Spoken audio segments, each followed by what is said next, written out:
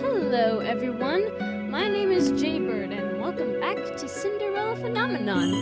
Without any further ado, let's get right back to where we left off last time, which would be right here.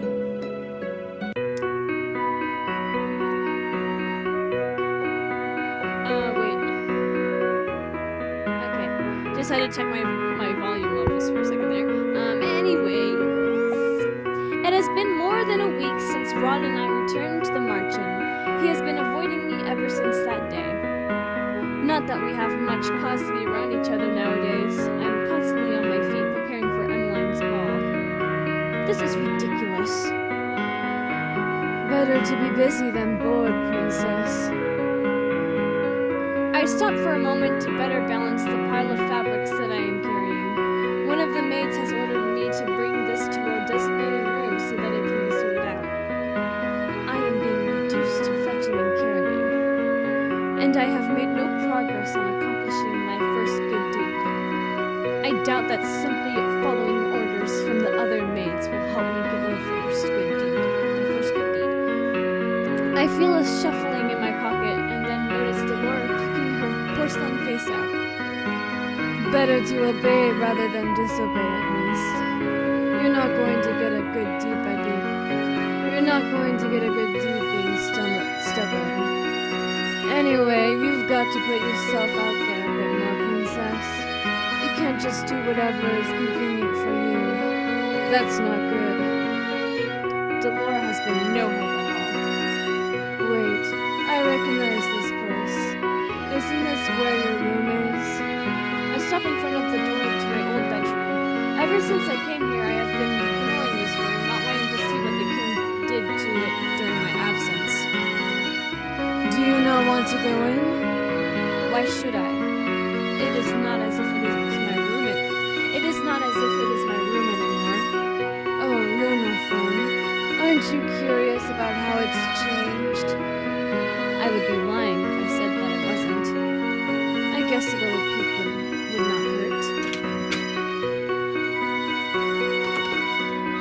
I step into the room and close the door behind me. It is like stepping into the past. The room is exactly as I left it. It seems completely untouched. Moments later, Delora is standing before me in her human form. It looks like someone's been dusting in here. Strange, considering no one should remember who this room even belongs to. I glance around, eyes wide. Everything looks the same. I put the fabrics that I am carrying down on my bed and make my way to the shelf where my dolls are displayed. My eyes pause on a specific doll. Whoa. What? This one was not here before. Delora raises an eyebrow. Maybe you just don't remember that one because she wasn't very memorable? You two have a lot of dolls after all. No, I know each of my dolls by name. This one is definitely new. She looks very similar to the dolls I saw at Viorica's shop. I quickly turn at the sound of the doorknob. My eyes move to Delora, but she has already turned into a doll and tucked herself into a corner of the shelf with the rest of my dolls. Emmeline stands in the doorway, eyeing me curiously. Jaybird! Oh God. Jaybird, what are you doing here? I made a mistake and I thought I was supposed to bring these fabrics here. I hope she does not see through my lie. Emmeline shakes her head, smiling. It's not your fault, Jaybird. You're still getting used to the palace and its main rooms. I got lost here all the time when I first arrived, too. My throat is a little bit too dry to do this voice. This room is interesting, though. Father expressly ordered that it be kept clean but otherwise undisturbed. Why would he say that? Because I'm dying. He won't say why, but apparently this room is very special to him. Maybe it belonged to someone he cherished. Cherished? What a joke. Still, I cannot help but feel hope at her suggestion. I don't think Father would like either of us being in here. We should leave soon. I only came here to put a ribbon on one of the dolls. One of the dolls? Yes, I've put one of my dolls here. She walks past me to pick up the doll I did not recognize. I bought this. I know Emmeline always visited Viorica, but I did not think she liked dolls. She always preferred receiving and buying books. So why does she have this doll? Do you like dolls? Well, I mean, I don't mind them, but I don't usually buy them for myself, no. So why did you buy this one? Emmeline looks at the doll with a sad smile and shakes her head. I'm not sure. I bought it as a gift. I remember that much. I was going to give it to someone who liked dolls. Someone I wanted to befriend. It's us she's talking about. I don't know why, but it feels right to leave the doll here until I can remember whom I was meant to give her to. Emmeline is silent for a moment before she turns to me with a bright smile.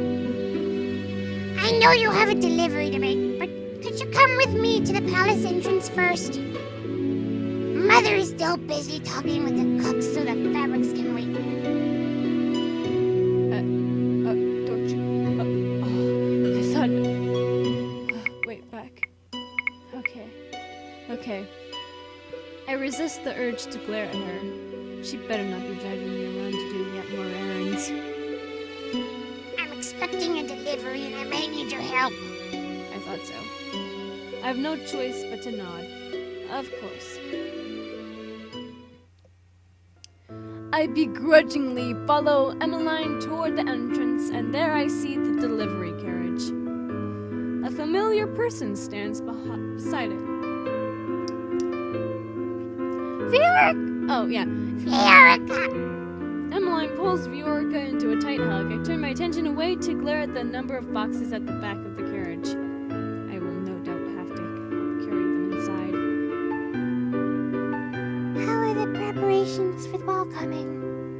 Emmeline's smile seems forced at first, but then eases into something softer. It's going well, I suppose. My vocal cords are gonna bleed. How about the wedding?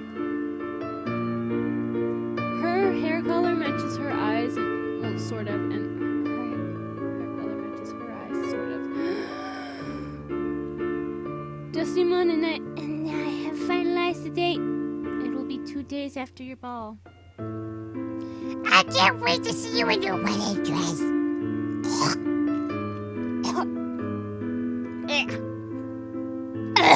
I'm dying. These two always talk so much when we get together. I ignore their chatter as I walk up to the carriage to observe the boxes piled inside. What is in the boxes? God damn it. Every time it does that, I feel like it's gonna freeze. Oh! Viorica reaches out to grab one. She hands it to me. I'm helping with the ball decorations. I came by with part of the order today. Part of it? Careful, it's a bit heavy. I take the box from her hands and nearly stumble. This is heavy. Emmeline should have have the male servants do this. Queen Ophelia placed quite a large order. I brought the more fragile decorations first. Oh, the glass baubles and vases? Or vases? I grit my teeth as I shift the box in my arms in an attempt to make it easier to hold. I thought you worked at a toy shop? Yes, but we also have aisles dedicated specifically to party decorations.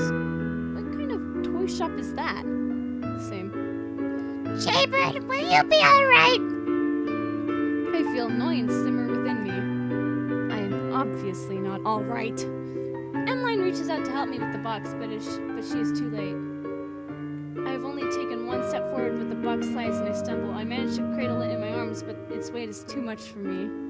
Before I hit the ground, I feel strong arms around my waist pulling me back upright. The box is taken from me. Ooh, is it Rod? It's gonna be Rod, isn't it? I knew it was Rod! I'm so smart! Well, I mean, he's the only guy we're going after, so let's take a screenshot, shall we? My height. Okay.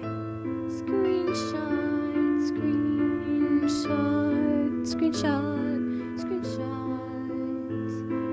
Screenshots right now. So I have an image for the thumbnail.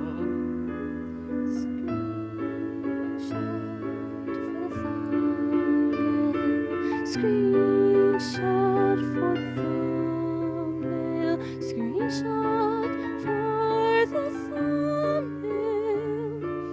Screenshot for the thumbnail.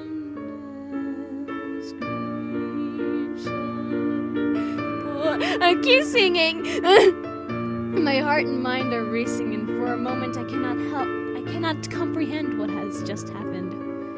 Are you all right, Rod? I glance to the side and am shocked to see Rod standing there. The expression on his face gives nothing away, but with our close distance, I can see some flicker of emotion in his bright eyes. Concern? I am... Jaybird, I'm so sorry. Are you okay? Damn it, you ruined the moment! Rod pushes me and I stumble forward, almost tripping on the ground. He raises an eyebrow at me. Know your limits, Jaybird. I glare at him as anger begins to bubble up in my chest. I'm supposed to stay silent. I clench my fists and take a deep breath to try and calm myself. I will not stoop to his level. He is the one being cruel here, not me. You shouldn't have stubbornly tried to carry something that was too heavy for you. I will not take responsibility if you get hurt. Rod, you shouldn't be angry with her for trying to help me. It was my fault for giving her something so heavy. Viorka, what are you doing here? Rod's voice is still cold. Viorka looks startled by his tone. I only came to deliver some of the decorations for the ball. And you thought Emmeline and her maid could carry these things on their own? Rod, this is not her fault.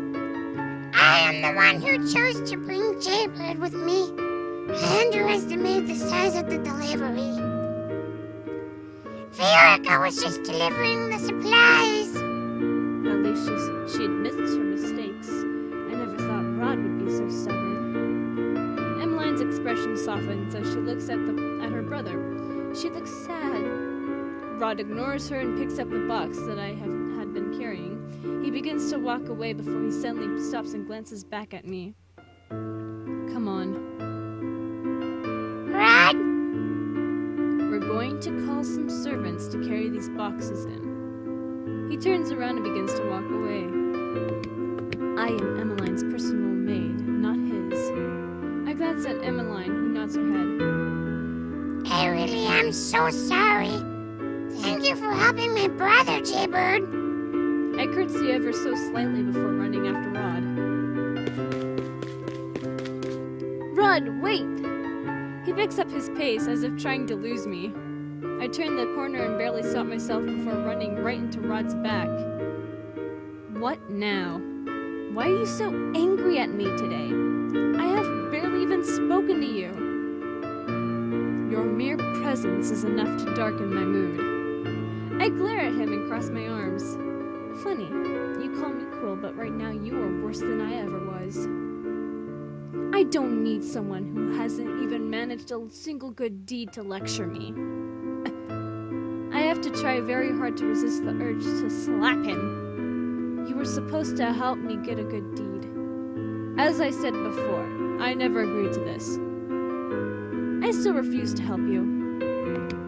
Rod starts walking again. I hurry after him. I cannot help but recall how cold he was with Viorica earlier. I thought they were friends, but he treated her like this at the toy shop too. Why were you so angry with Viorica earlier? No reason. I raise an eyebrow when Rod quickly answers the question. Then you were cold for no reason. You have such a princely disposition. Rod frowns, but has no rebuttal for my words. You must be generally cold and unfriendly. Excuse me? That would explain why you treated Viorica as you did. I had thought that you two were childhood friends. Viorica was always closer with Emmeline than with me.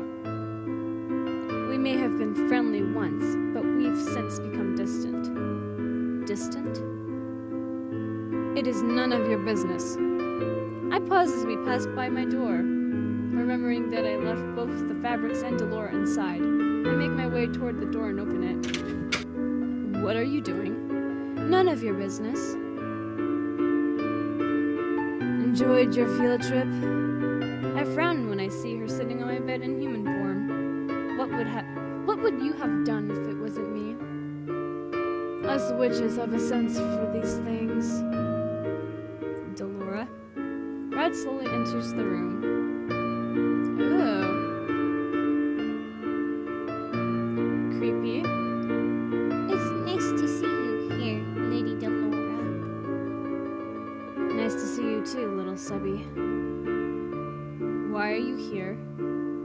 Delora shrugs as she inspects her nails. I thought I would help the princess here since... Oh, shit. Fuck. Did I not read it as Delora's voice? Let's redo it. Nice to see you too, little Sebby. Why are you here? Delora shrugs as she inspects her nails. I thought I would help the princess here since someone doesn't seem very willing. Rod furrows his eyebrows at her. I didn't... Yes, I know. You didn't sign up for this. But do you really think you have a choice, Rod? Delora looks at Rod pointedly. You know the consequences if this fails. Rod looks away, expression conflicted. Consequences? What are you talking about? Consequences for not helping me with my curse? Rod sighs heavily before turning back to Delora. He does not pay attention to me. I am not the right person for this. Doesn't matter what you think. The princess thought you were. So suck it up and do your job. Rod is silent for a few moments before he finally faces me, looking resigned. I will help you then, but don't expect me to change my opinions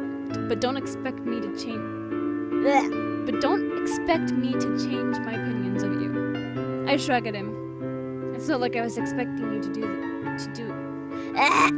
It's not like I was expecting you to in the first place. Delora grins with clear triumph. Good talk. Rod sighs. In order to achieve your good deeds, you're going to need to mend what you broke before. I feel I already know what he's going to say.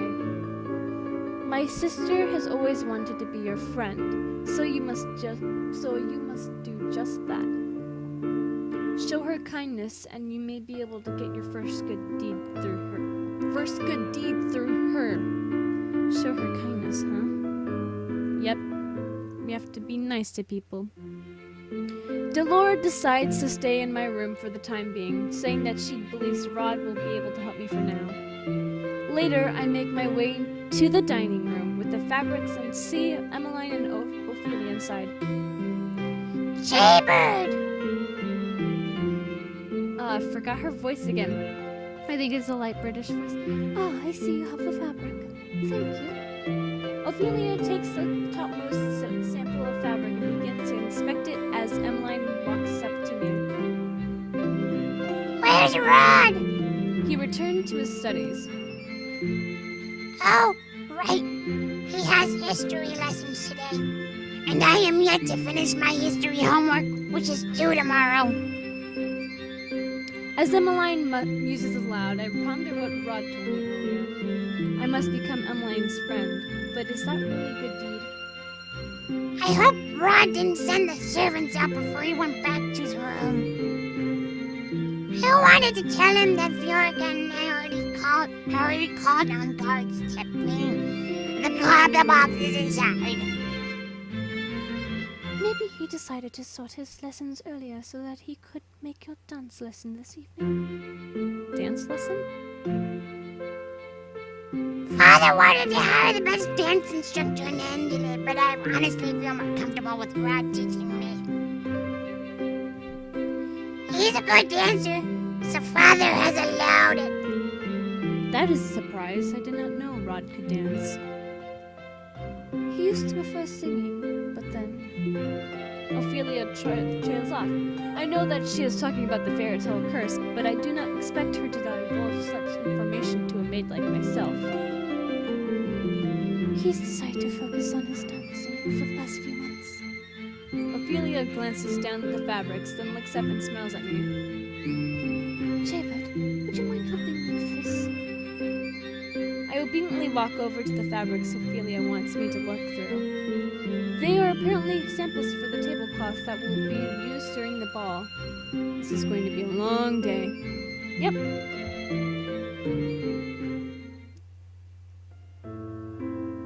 Rod comes immediately to the throne room after his history lessons to start on his dance lessons with Emmeline. Yep. Well, guys, that's going to be it for today's episode of Cinderella Phenomenon. If you guys enjoyed this episode, leave a like down below, leave a comment down below, share with your friends, subscribe if you haven't, ring that notification bell, and remember, die safely. Bye-bye!